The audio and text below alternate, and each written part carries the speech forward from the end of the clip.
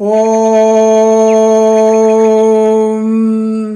உண்ணலும் உனதே உயர்த்தலும் உனதே உடலுயிர் மனம் எல்லாம் உனதே எண்ணலும் உனதே இச்சையும் உனதே என் செயல் பயன் எல்லாம் உனதே என் செயல் பயன் எல்லாம் உனதே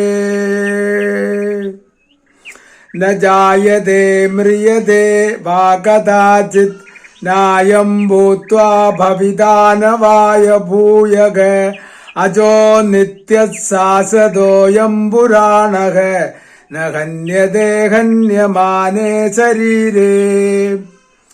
ஸ்ரீகிருஷ்ண பரமாத்மனே நமக.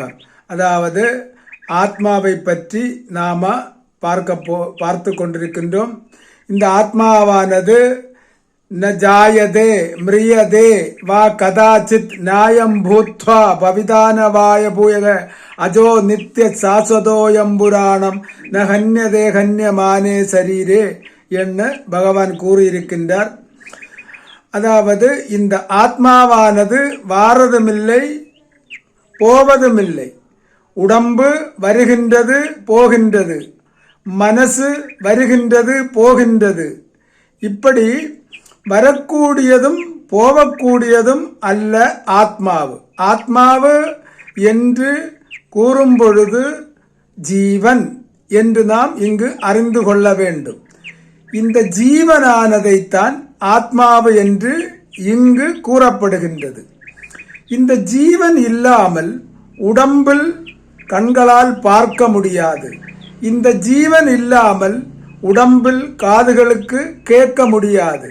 இந்த ஜீவன் இல்லாமல் உடம்புக்கு இந்த நாவால் பேச முடியாது.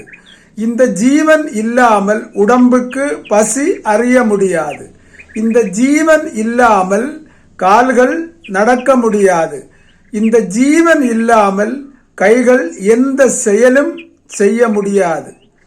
ஆக இந்த உடம்பு என்பது வேறு, ஜீவன் என்கின்றது வேறு. இதில் நாம் என்பது ஜீவன் என்று அறிந்து கொள்ளுங்கள் என்று பகவான் கீதையில் கூறப்பட்டிருக்கின்றார்.